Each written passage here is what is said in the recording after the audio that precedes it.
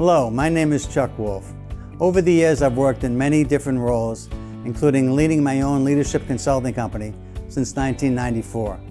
I've worked for and with some of the best companies and universities in the world, and have had the opportunity to work with government officials, military organizations, and public and private schools.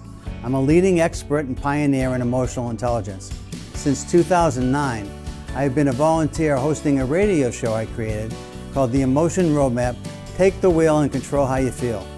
I really enjoy making a difference in people's lives. The show is on award-winning community radio station, WPKN in Bridgeport, Connecticut. In recent years, Simsbury Community Television has been sharing my shows on their station and on YouTube.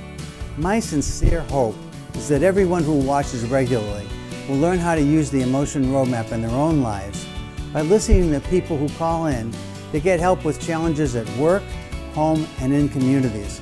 To learn more, go to www.emotionroadmap.com.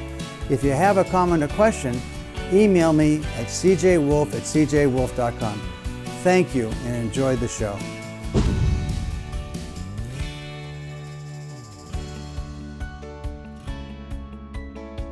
Hi, this is Chuck Wolfe. You're listening to the Emotion Roadmap, Take the Wheel and Control How You Feel.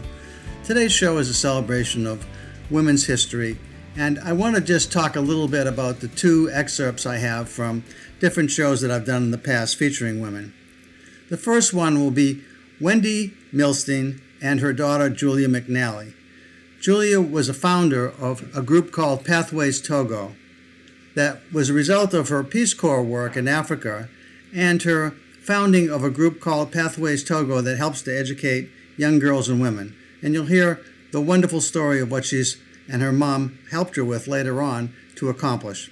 Also, you'll hear from Helen Riess, a good friend, a doctor of psychiatry, a professor at the Harvard Medical School, an owner of Empathetics Business, and a psychiatrist at Mass General Hospital. Helen has accomplished an enormous amount of work in the field of empathy, particularly in the world of healthcare. And you'll hear some of the wonderful ideas she has for increasing people's levels of empathy, not just in healthcare, but everywhere. I hope you enjoy the show. Hi, this is Chuck Wolfe, and you're listening to the Emotion Roadmap, Take the Wheel and Control How You Feel. And today I'm very excited to have with me Julia McNally and Wendy Swift, and we're going to be talking about a group called Pathways Togo, Educating Women, Empowering the World. That's the byline underneath this. And it's a very exciting experience in helping people to grow in Africa. And I'm going to be asking Julia to tell us about it in just a moment. First, let me tell you a little bit about Julia McNally. She's a founding director for Pathways Togo. In April 2010, Julia completed her service as a Peace Corps volunteer in Togo, where she managed the Karen Wade Girls Scholarship Program, developed curriculum for an environmental education initiative implemented in 9 rural primary schools, and co-wrote a nonprofit management guide. Prior to her Togo assignment, Julia served in the Peace Corps in Madagascar, teaching elementary school students and facilitating the creation of a farmers association. Julia is currently working in the housing division of the Legal Aid Society in the Bronx and lives with her husband Charles and their son Charlie in Sunnyside, New York. Wendy Swift is the president of the organization. Wendy has worked in the field of education for over 20 years, including teaching at the elementary school, high school, and university levels, as well as facilitating writing workshops for women and teens. A prolific writer, Wendy has published articles and essays in the Connecticut Academy of Science and Engineering Bulletin, Adirondack Explorer, and Long Island Woman. She currently lives with her husband in Farmington, Connecticut. Wendy also happens to be Julia's mother. So in beginning to talk about Pathways Togo, Julia, I'd like you, if you could, just tell us a little bit about your connection to the organization and what the organization is about and how it goes about educating women and empowering the world. Sure, thank you. So Pathways Togo very simply was created to provide educational opportunities for young women living in Togo, West Africa. When I was a Peace Corps volunteer in Togo, as you mentioned, one of the projects I worked on was the Karen Wade Scholarship Program. It's a women's scholarship program that was established to honor the memory of Karen Wade, a Peace Corps volunteer who passed away during her service. The local community, as well as several generations of Peace Corps volunteers since Karen's passing in the early 90s, had done an amazing job keeping the scholarship program going with basically no outside support, just Peace Corps volunteers putting together whatever extra spending money they had or asking friends and family for help to send girls to school. And when I was in Togo, I was so inspired by that work, by the passion that went into it, and also by the importance of that work in a country where the opportunities for women in terms of education and career and general equality in society were so much less than that available to men. I arrived in Togo after having spent 13 months in Madagascar, which is also, of course, a developing country, and just the difference from Madagascar to Togo in terms of the quality of life for women was really shocking to me, in that I felt that in Togo life was so much harder for women.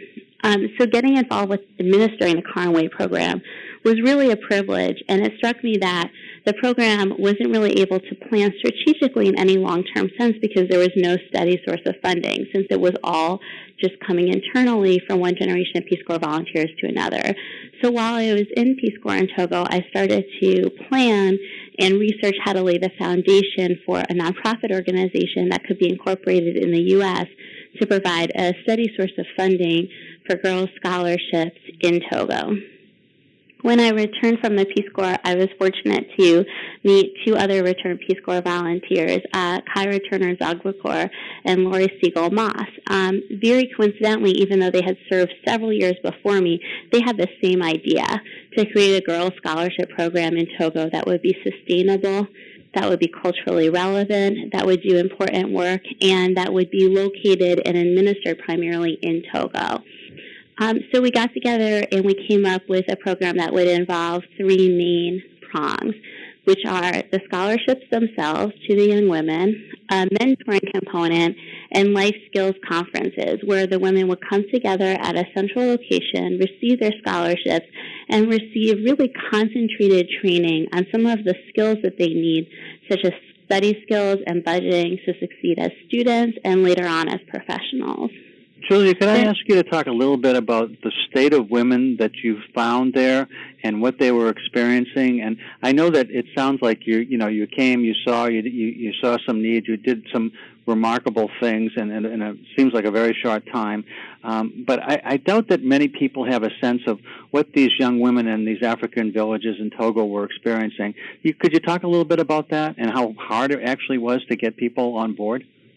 Yeah, absolutely. I think that, aside from statistics, what's probably more meaningful to a lot of people is personal stories.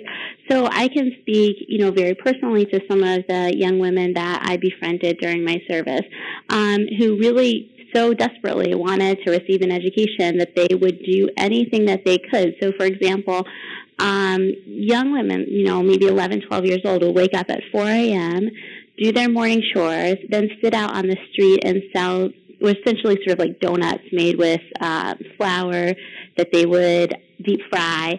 So sort of sell these on the street for the equivalent of a few cents each to make a little bit of money before school. Then go to school, spend the entire day at school, come home, do chores all evening, and then stay up late studying under street lamps because many of these young women don't have electricity at home. So the amount of energy and time and passion that they would dedicate towards fulfilling something as basic as the need for an education was just so staggering and so touching to me.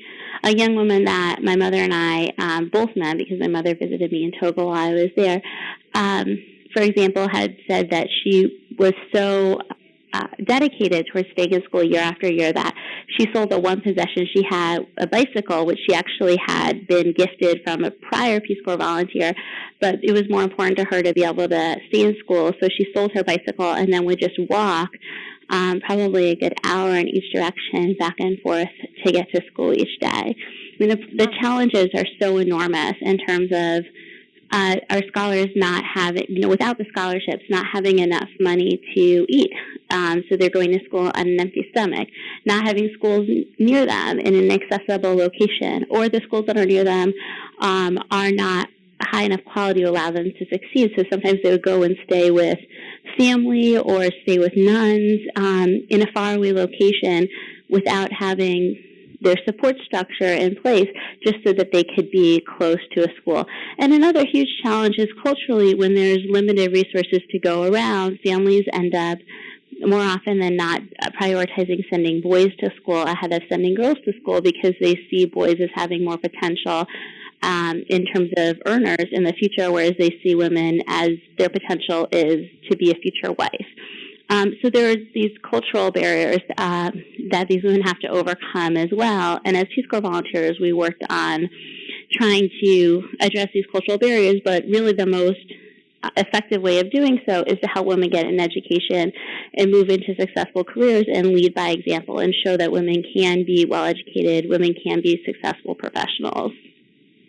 Then, Wendy, if I could ask you to jump in now and talk a little bit about how, your initial visit to Togo, your feelings about what Julia was doing, and also your role as president in this organization and what you're seeing and how you're experiencing being part of this organization. Yes, thanks. So I did visit Julia in Togo for approximately 10 days, and though it was a very short visit, I really consider it something of a life-altering experience. I went with Ben, my husband, and we arrived in Lomé, which is the capital city, and we spent a few days there and then took a Peace Corps bus up to Julia's village, which is in the north of Togo. The village is Mongo. And it is true that while I was there, I had the opportunity to meet this young woman that Julia referred to who was doing wash and trying to earn money and sold her bicycle so she could go to school.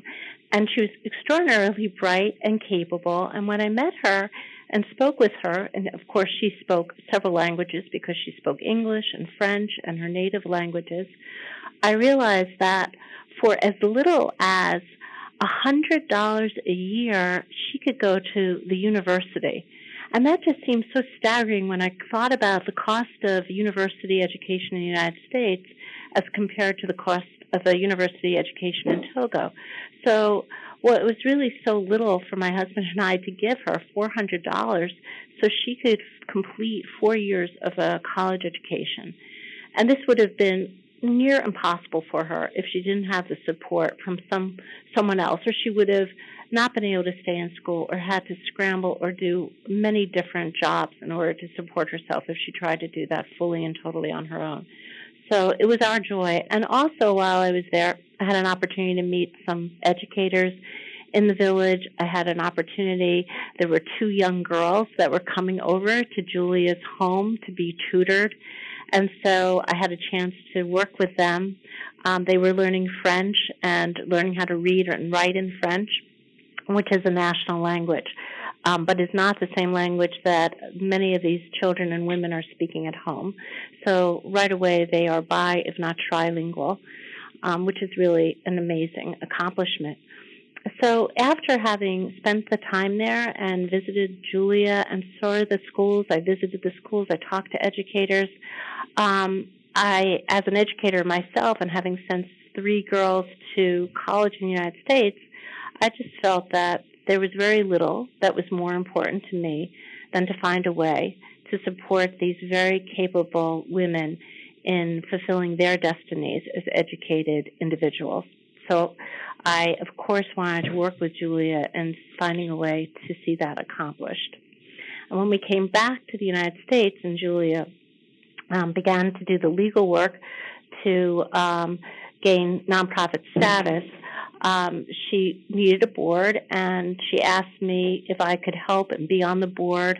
I also asked another friend of mine at that time if she would participate on the board, and so we began to form a board of individuals who would be able to get the organization started and find funding for it and launch it to being a fully functional organization that could support girls' education in Togo.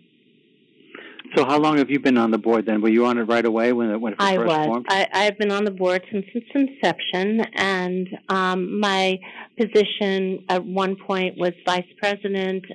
There was another woman who had the role of president, and she stepped down, and I assumed her role as president.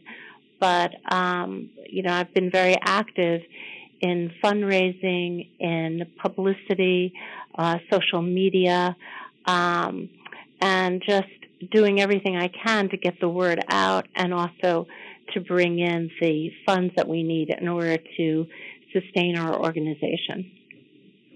That's great. And just because people who are listening to this are going to want to know, if you can send your child off to college and pay $100 a year for university, I'm assuming it's not quite the same experience as what, Julia, you experienced when you went to college, because otherwise people are going to wonder, so can we send our children over to Africa to go to school? So can you talk a little bit about what university means there? Does it mean the same thing? How does $100 a year pay for university? Well, that's a great question.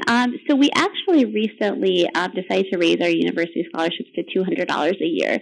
And the reason for that is to provide more comprehensive support beyond just the cost of tuition.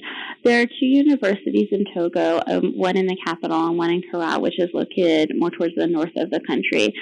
The experience is, as you said, quite different than the experience of students in the U.S., but there are some basic similarities.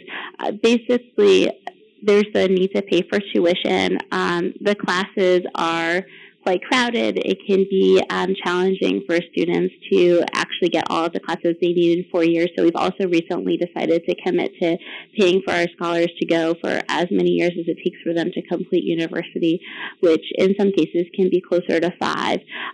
Most students do have to, or at least a large number of students do have to travel to go to one of those two universities. So lodging is an expense. Either they may be staying with family and paying a small amount of money to offset the price of food. They may be staying, as I said, with nuns. Sometimes convents allow young women to stay there in exchange for labor. That can be a challenging situation because our students also do need time to study. And sometimes the convents do charge a small amount of money. Or students may get together to rent a small apartment. So that's one of the expenses. Books is also similar to the U.S. university major expense. One thing that many students in Togo do is share books, which can be a good idea, but if there's too many students sharing books, of course, it's difficult for each student to get enough time to really study and complete their work on time. So when possible, we want to give our students the ability to purchase their own books, or at least not have to share them with too many other people. And basics such as food can be an expense because, again, if students aren't living at home with their families, then they're, of course, going to need some money for food. Even if they're working on the side, it might not cover all of those expenses. So the reason why, again, we decided to give our students each a scholarship of $200 a year, which is still, of course, such a staggeringly low price compared to a year of college in the U.S., is so that our students really have what they need to succeed in terms of the time they need to focus on their studies, the books they need to be able to get their work done on time, a safe, secure place to live that's not requiring too much of them in terms of labor in exchange for living space, and the money to be able to take all of the courses that they need in order to graduate, in order to take the classes that they need to achieve their goals. And the courses, by the way, the curriculum is not very different from what we might have as university curriculum. So students do take foreign languages. They may take English and French. They take the sciences, physics, and math. And they take some history courses. So there is a really full curriculum of courses that students take and a choice of subjects that they may decide to pursue. And in fact, one of our students, and that was something I wanted to talk about, that we have a scholar who was accepted to medical school in Cuba. And Julia, maybe you can just address that a little bit, that our students, we are preparing them after university to go on and have positions in Togo, but I think this is an example of an individual who demonstrates the potential of some of these girls and just needs the finances to be able to study abroad in Cuba, which of course involves laptop computer, books for Cuba, lodging. I think the scholarship that we provide that will help pay for her school fees there as well.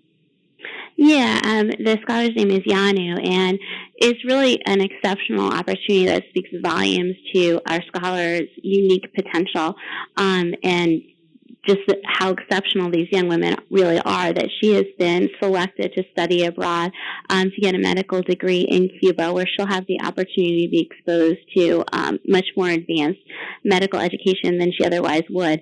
And to just put this in some perspective, I mean, 10, 15 years ago, it was almost impossible to find a professional woman in Togo. So to have someone who is in training to become a doctor is really just such an amazing accomplishment. We could not be prouder of her.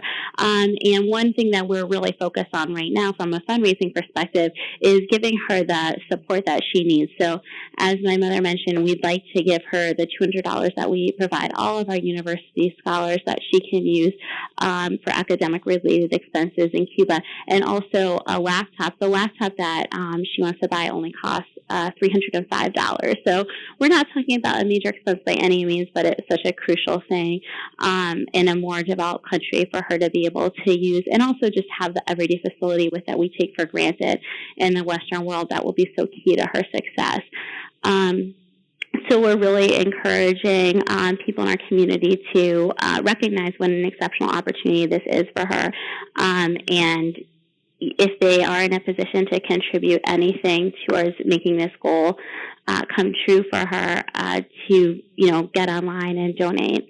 And I'm sure Chuck will be giving our information about how people can do that. Well, I was going to ask you. I think probably people have heard enough at this point. Just if you want to, Julia, just to talk about. I know on the website it encourages people not only to give their money but also to take an active role. If people are listening, other women or men who might have an interest in helping to advance the cause of these young women in Togo, how do they get involved? What is the best way to make contact with you or the board or anyone else that allows them to either volunteer their time or their money? Either one. Yeah, that's a great question. Our website is www.pathwaystogo.org. It's all one word.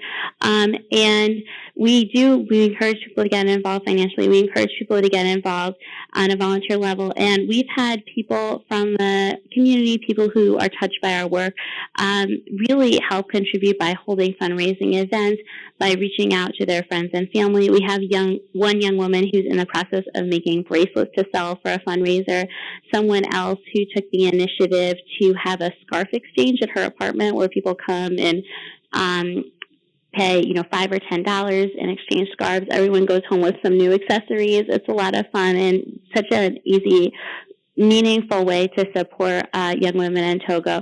So there's all different kinds of opportunities for people to get involved directly or recruit friends or family members in this mission. And if people want to contact me, I can be reached at jmcnally@pathwaystogo.org, and I'll spell it out. It's JMCNALLY at Pathways Togo, which is just PATHWAYS.org. And I would be more than happy to hear from anyone who's interested in getting involved or just has questions and would like to learn more about our work. And Wendy, I'm sure the same goes for you as far as being on the board. That's right. And I'm W. Swift at pathwaystogo.org, and Swift, SWIFT. And, Chuck, one of the things, too, that just as sort of more evidence about why people should care, because one of the points that sometimes comes to my attention is that people feel like, well, there's so much need here in the United States. Why should I be concerned with girls that live halfway around the world in this tiny little country of Togo? But I really want to impress upon individuals that, of course, our world is very small, and that beyond the basic moral imperative that I believe is important to do for others where and when one can, it's also very clear to me that educating women helps to alleviate not only poverty, but disease and even terrorism and extremism. Because when girls have an education and they pass it on to their children, and they encourage their children to read and learn more about the world around them and to have a better understanding, I believe it promotes a more peaceful global environment. That concludes the segment that was dedicated to featuring Pathways Togo, Julia, and Wendy. And if you have an interest in learning more about Pathways Togo, you can put pathwaystogo.org into the browser that you might be using and look it up and find out more about them. You can find out how you can donate if you like, or also to volunteer in different ways. So I hope you enjoyed that segment. The next one is going to feature, again, my colleague and friend, Helen Riess. You're listening to WPKN 89.5 FM. This is the Emotion Roadmap. Take the wheel and control how you feel. And this is Chuck Wolfe. And today I'm going to be talking to Helen Riess, who is both a colleague and friend, and also one of the world's foremost experts on a topic of empathy. And a lot of people think that they know what empathy is, and some of you may and may not. But we're going to hear what the definitions are, both how it works in real life, and also recently we were able to measure empathy, and we're going to hear something about that as well. But Helen's written a new book. It's called The Empathy Effect. She's been doing quite a bit of work in the healthcare world and has been very successful, including having TED Talks, and has been all around the world teaching what she's learning about empathy to healthcare professionals and now to others, because it seems like there's quite a bit of interest in people learning more about empathy. And for all kinds of reasons, in terms of your family life and your professional life, whether you're a worker in an organization or a leader of that organization, empathy can make an enormous difference in your ability to succeed. Your relationships with other people are highly dependent on your ability to understand and to use empathy. And so I'm going to just say a little bit about Helen, and then we're going to start our interview. So Helen is a medical doctor and is the associate clinical professor of psychiatry at Harvard Medical School and director of the Empathy and Relational Science Program at Massachusetts General Hospital. She's a core member of the Consortium for Research on Emotional Intelligence in Organizations. That's where I know Helen from, where I'm a member also. And she's the founder and chief scientist of Empathetics Incorporated. Dr. Riess developed an empathy training approach based on research in the neurobiology and physiology of empathy. So with that, I want to just introduce now Helen, my colleague and friend, and ask her, if you would, Helen, if you could just start out about talking about how this research came to be and how you define empathy. Because again, I know a number of people have in their mind what they think empathy is, but you have a very specific definition. I wonder if you'd share it and talk a little bit about how you got involved in doing this work. Thank you, Chuck. It's a pleasure to be with you today. So I, as a psychiatrist who's been working with patients for decades, I have always appreciated and felt that empathy is a significant and imperative quality between not just psychiatrists and patients, but all doctors and patients. And that's been informed, in my psychiatric training. There have been many studies that show that there's really no change that's enduring and lasting unless a person feels understood.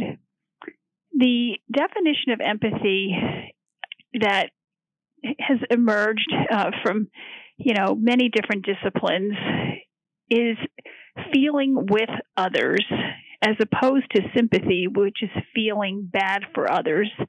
So the difference between feeling bad for and feeling with is very important, because when we feel bad for others, we're sort of in a more powerful position to be feeling bad for somebody else. But when we're feeling with others, we're on an equal plane. And through the advent of neuroscience, many scientists have been able to look at what happens in the brain, and empathy has become much more understandable since we've been able to see that both emotional centers light up in the brain when people are witnessing the suffering of others, and also the cognitive or thinking parts of our brain, they light up as well. And this is because empathy is just not all about feelings. It's feeling with people, but it's also our ability to take their perspective and to see the world through their eyes and to use our imagination and curiosity to get there.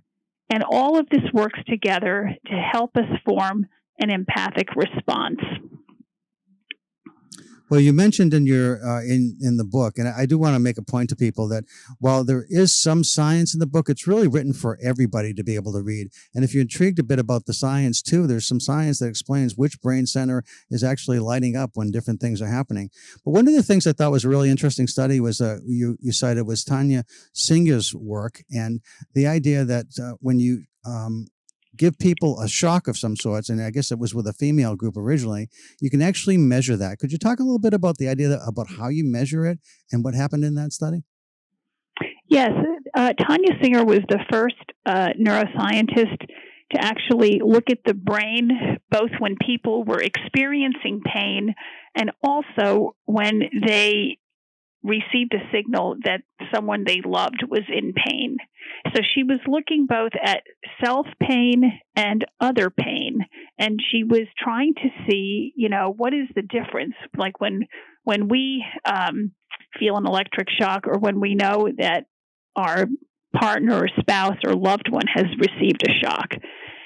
And in a very brilliant study, she showed that whether we are receiving the pain or witnessing or knowing other people we love are in pain, very similar brain centers light up. And she concluded that we are wired to appreciate the other person's pain as if we're feeling it ourselves, but to a lesser degree, so that we have empathy for them, so that we know what it feels like. And then most of the time we are motivated to help through something called empathic concern. And sometimes we know, people are suffering and we feel concerned, but we don't actually take the time to do something about it. So empathy is really, the perception of something happening to somebody else and feeling it to some degree, which usually motivates a response. And that response can be called compassion. Well, I think it's really interesting that when you say the words, it's not just you're feeling bad for somebody, but you're feeling with them. And that demonstrates it, I think, because you can actually record physiological responses that measure somebody actually being impacted, having some feelings of pain themselves, not to the same degree, but when a loved one is being shocked, and that the idea of feeling with others, I think that demonstrates it in my mind. That's right, Chuck. So when we say "I feel your pain," it's not just it's not just a slogan or a matter of words. We actually, flinch when we see somebody get their hand caught in a car door, even though nothing has touched us. And we're moved by people's emotions. So we really are wired to be in synchrony with other people. Now, what I thought was interesting about the study, I don't want to dwell on it except to say this. I noticed that she did this with females, and she didn't have the male partners just tied up to the physiological equipment to measure their responses when the females got shocked. And I wondered if the hypothesis with the males wouldn't really have the same they wouldn't be wired the same way. And so my comment is there a gender difference around this? Actually, there is, and it's been shown in many studies. And when I spoke with Tanya Singer, she said that, she had funding to do this study, and she knew that women, were more likely to, experience and feel the pain. And so she wanted to demonstrate it with a population where she was pretty sure she would get results. Okay. But it works both ways. Okay. I also want to talk as we go through the show together about, occasionally about particular techniques that people can use themselves. And one of the first techniques that shows up is this idea that you share in the book about ABC. And if you could talk a little bit about that technique. So I like in my show to make sure people have some takeaways, things that they can actually do as a result of listening that help make their lives a little bit easier. Sure. So, one of the things that we have to always keep in mind is that, we don't always have empathy when people are, upset or criticizing us or angry. Sometimes we get into situations where we're really not thinking about the other person's perspective, but we're really focused on our own. And so, I think every parent in the world has experienced a time when they just felt that things got a little out of control with their 2-year-old or their teenager. And so the ABC technique is something that I came up with to make it easy to remember 3 basic steps when we get into an emotionally charged situation. So the first is the hardest step, and that is to acknowledge to ourselves that we have just stepped into an emotionally difficult interaction. Sometimes we're reacting before our thinking brain has actually said, this is becoming difficult. So the first point is acknowledge to yourself that you've just entered into something emotionally challenging. And then one of the really important ways to maintain empathy is to self-regulate. And so the B stands for breathing. And when I say breathing, I don't just mean, take a deep breath or count to 10.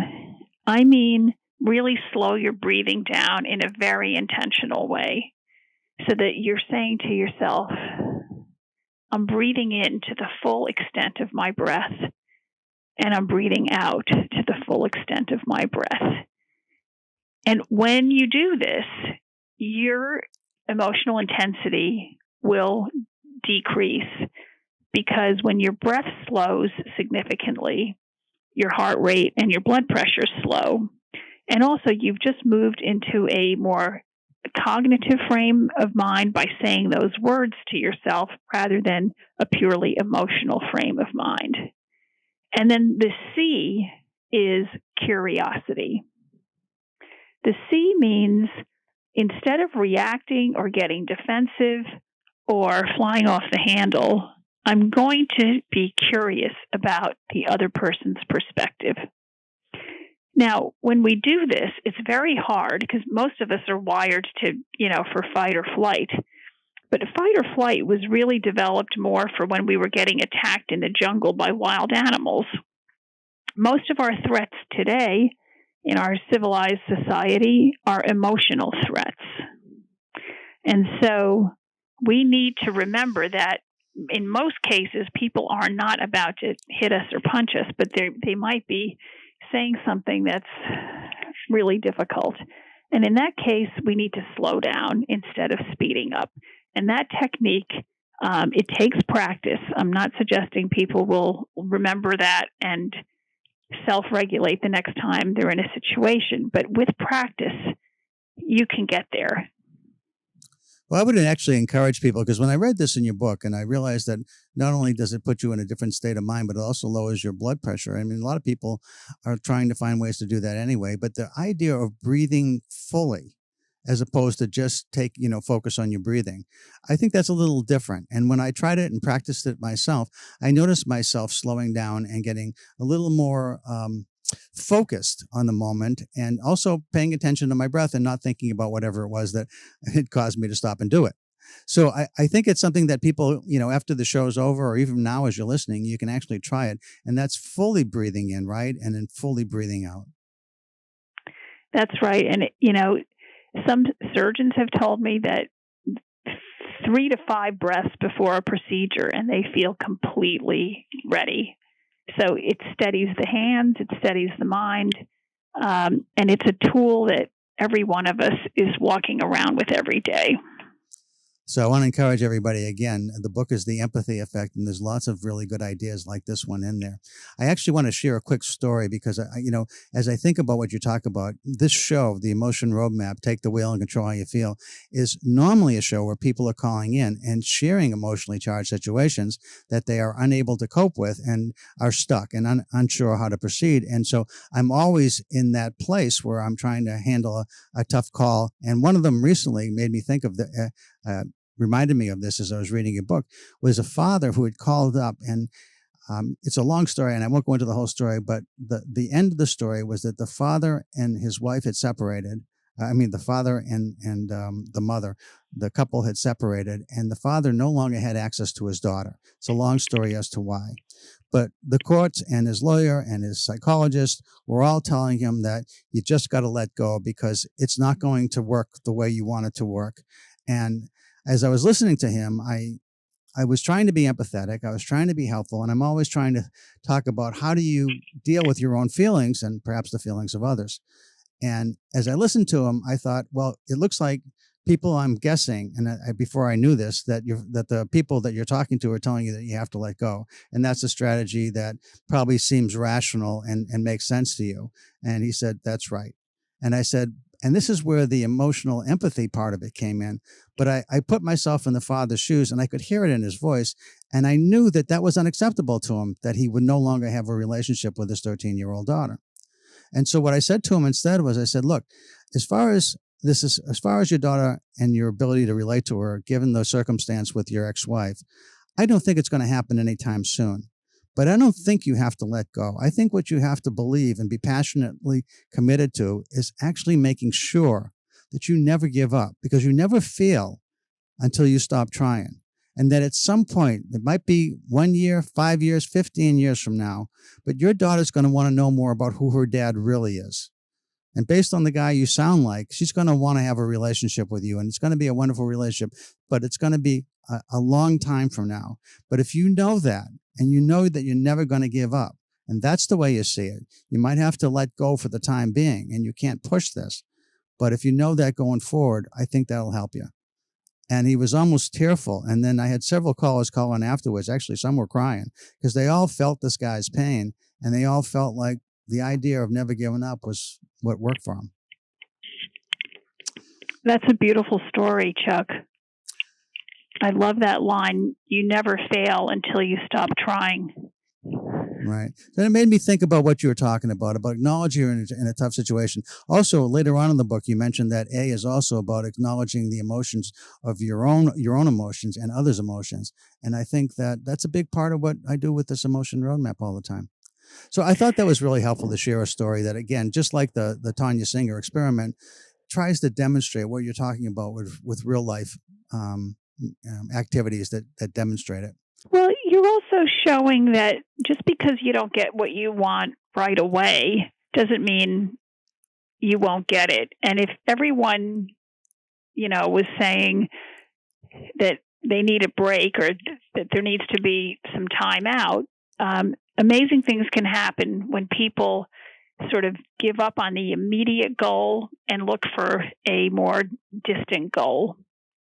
So I think your advice to him was be patient and keep trying and don't give up. Mm-hmm. Right. Right. Well, let me move on to something, because we talked about a specific here with a real life father and his daughter and his ex-wife.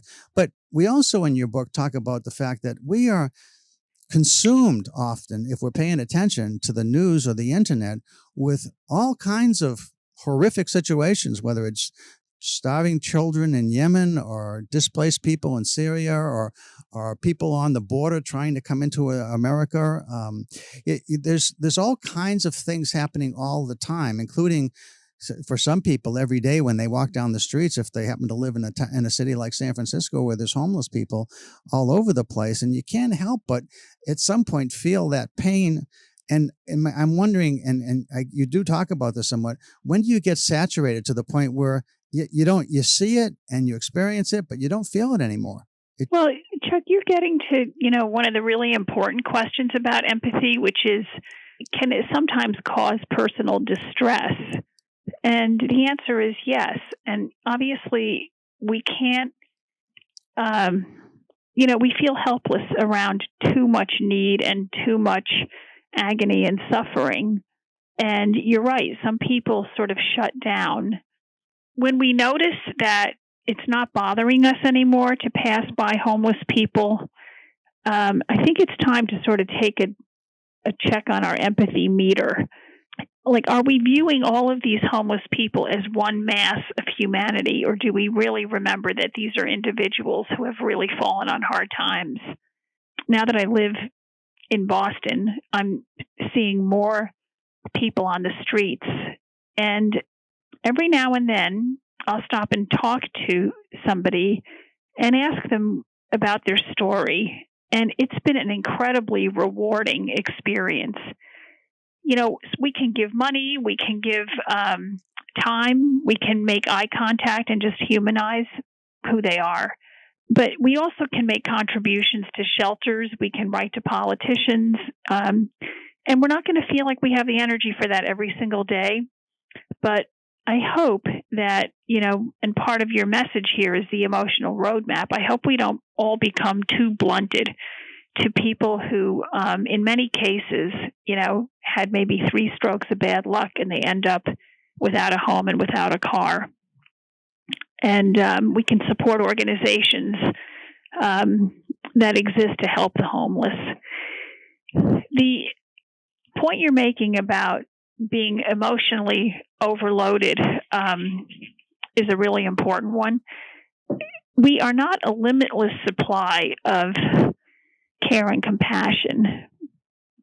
And the most effective way to not become blunted to the pain and suffering of others is to not become blunted to our own needs. So many people put their needs last, and they run out of steam, and they get burned out. And I think this is an epidemic in our society today.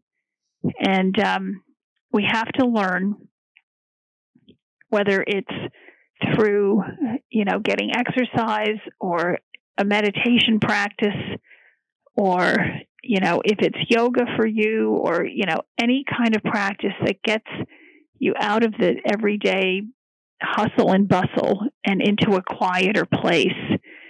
I'm just finding that more and more people are understanding that they need some quiet time. They need to fill the tank. They need to take care of their bodies. And if we don't put that first,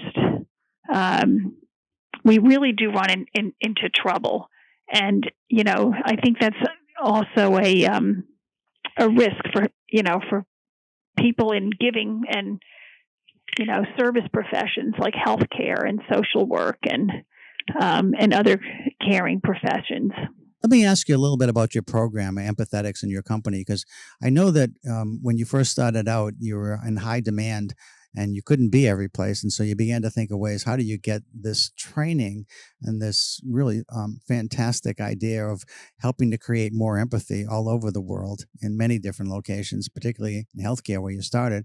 But it's growing and more demands on your time that you've now set up a company. And I wonder if you could talk a little bit about the project-based learning that you do and your company. Yes. So Empathetics was founded to meet the growing demand that healthcare institutions had to train people sort of back into the empathic stance. I think it wasn't lost on patients or healthcare leaders to realize that this new technology and the accelerated pace of healthcare was having a challenging effect on the patient-doctor relationship. And without a strong relationship, patients are probably not very motivated to make changes or to take the doctor's recommendations. So we had to find a way of infusing these values and these what used to be norms back into healthcare. And I developed empathy training, during a fellowship at Harvard, after spending a lot of time reading all about the neuroscience of empathy and really understanding how our brains connect from one person to another. And I developed training that was brief, and we translated it into an online format coupled with train-the-trainer and live workshops, so that there's both a self-paced component to our empathetics training where people can learn on their own and they can practice, and then they can also come together with some classroom workshops that we train trainers in the different hospitals and clinics around how to conduct those.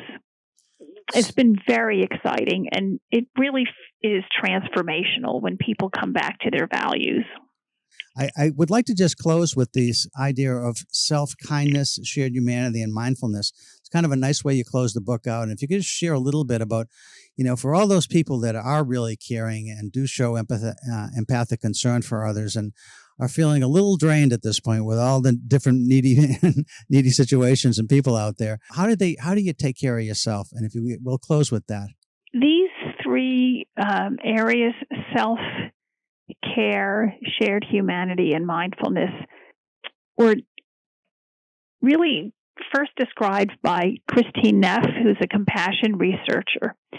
And they're so important in keeping the empathy loop alive. And that's why I included it in my book. Self-care really is a very individual thing. We all know what makes us feel the best. And I would really encourage listeners to think about what they're doing to feel good and ask themselves, is this really healthy? Is this really helping me? Because sometimes overeating, overdrinking, and not exercising kind of, quote, feels good. But in the long run, what could you be doing to really take charge and take control of your health and your well-being? So self-care is about behaviors and practices that will ensure your health over the long term. And of course, I've said before, it can include meditation practices, healthy eating, exercise, walks in nature, spending time with your pet, being with loved ones, making time for friends and family. And I mean, I could go on and on, but most people know, kind of what they need. And it's really about getting those things to the top of the list. Well, that's a great list. And shared humanity is about self-kindness. So all of us make mistakes. We've all said things or done things that we regret. And I've seen in my own practice, some people are just beating themselves up for things that happened, 10 years ago or 20 years ago. And to remember that we're just part of the human race. We're just human. And if we make a mistake, we acknowledge it, we apologize, and we move on. But really, we have to let it go.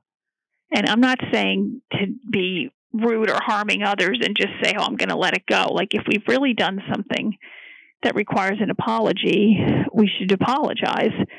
But we have to let it go at some point and say, I'm just human. I made a mistake and I need to move on. And then mindfulness is just living your life with self-awareness instead of blindly going through your life. Think about, what thoughts are really controlling my mind? Are they negative?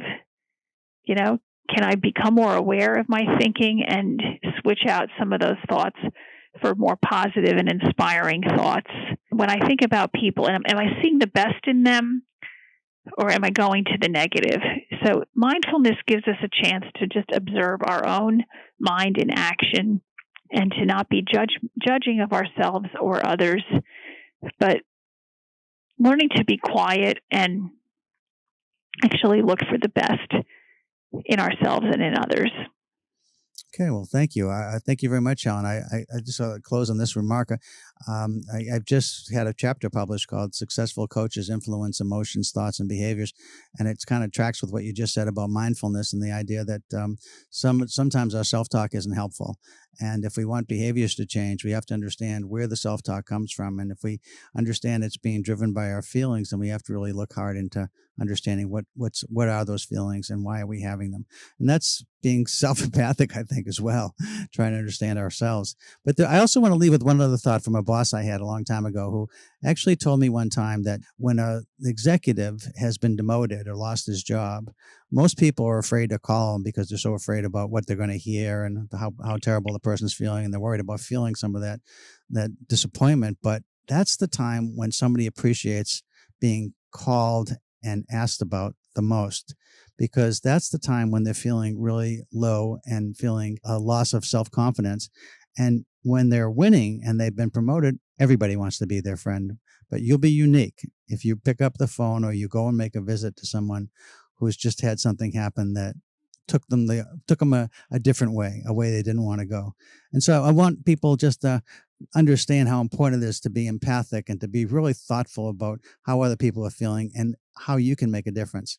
And I also want to thank you, Helen, for being on our guest for the day. And it's been wonderful talking to you again, and look forward to seeing you. And I really enjoyed reading your book. Thank you so much for that. Thank you, Chuck. Thank you for your wonderful questions and all the contributions you make in writing and speaking and having this show. It's a really empathetic thing to do, and I'm sure you're much appreciated. Thanks so much, Helen. Bye-bye now. Okay, bye-bye. In closing, I hope that you find these women and their stories inspiring. I hope in your lives you have been and continue to be inspirational and supportive of the girls and women in your own lives.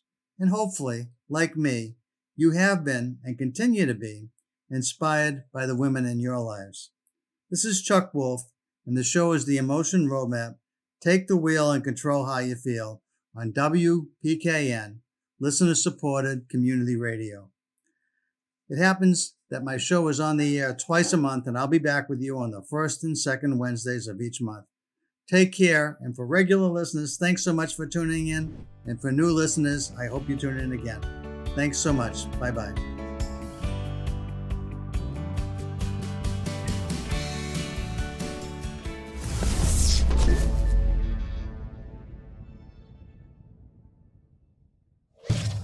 Funding for Simsbury Community Television is provided in part by contributions from viewers like you. Thank you.